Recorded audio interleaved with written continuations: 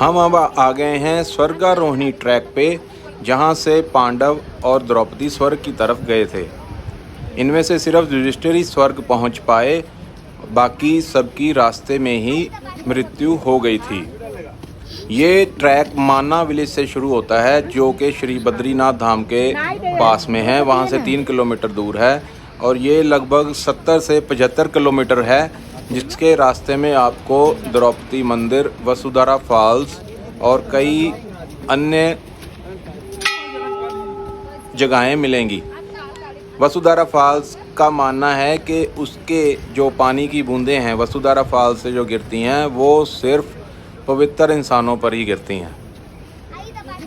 तो हम अभी ट्रैक की तरफ नहीं जा रहे, हमने अभी सिर्फ जहाँ से ट्रैक शुरू होता है वहाँ तक का कवर किया है।